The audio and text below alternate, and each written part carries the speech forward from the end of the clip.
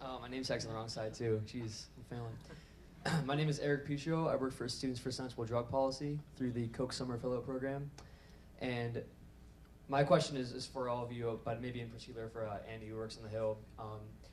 So when I started this program working in drug policy, some of my family and friends had warned me that working in a particular niche, usually such ones involved with the Liberty organization, might close some doors, might alienate me, especially if I'm looking to work on the Hill maybe in the future. So I was wondering if any of you had advice for me to avoid closing doors, keeping my options open, while still working to advance liberty. Thank you. I'm sure these other folks have stuff to add as well, but I think it's possible, depending on maybe what office you're interested in working for, but on the large scale, I don't think it will necessarily close doors. I think as long as you can demonstrate, what you not just like what you did, but what you learned from that organization, and kind of tell the story of kind of why you worked there. All policy matters. I don't think any one policy issue or another policy issue is more important than the other. Every piece of policy matters. It's what affects us every day. So I think on one hand you can almost, and of course I'm in PR, but you could almost spin it as a good thing that you are a particular expert in this specific kind of policy. So that's an advantage if you want to work on that said policy or something related to that on the Hill. So and again, depending on where you work. The Senate and House are a little bit different, but on the House side, for example, you cover a lot of issues as like an aide, as a policy person. Our agriculture person does agriculture, she does a bunch of social issues, she does military, she does energy, she does quite a grab bag of different things. So maybe you get the job because you're interested in one set of policy issues, but then you have the opportunity to work on several others, and then you can grow from there. So I wouldn't say necessarily that it's going to close any doors, but as far as networking goes, I mean, it's still probably the most difficult thing is to get your foot in the door with the Hill.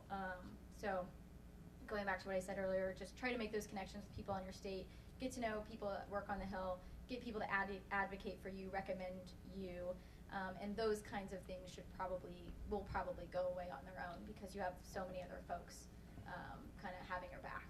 I'm going to broaden the question a little bit so I can address some wider group. So just a career in general, specialization is a very good thing. So specialize in a topic that you are passionate about and that you can learn a lot about, because, and my wife's in the audience, she'll tell you I spend like a ridiculous amount of time reading about immigration. And if I didn't like it, I wouldn't be able to do it. I wouldn't be any good as an analyst. So you got to specialize in a topic that you know a lot about.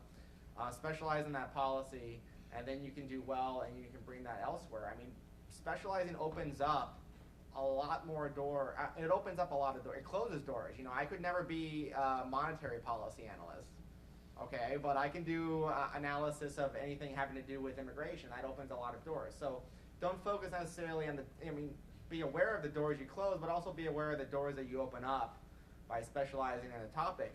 And in drug policy, that's one great area, but you can also, across drug policy, there are lots of other things and issues that touches that are important, like law enforcement, issues having to do with law enforcement, even issues having to do with criminal law, issues having to do with prison reform.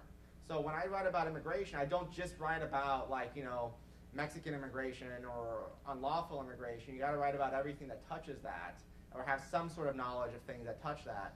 So I don't think you should worry about becoming too specialized, because it can open up a lot of doors too. Can I have one more thing?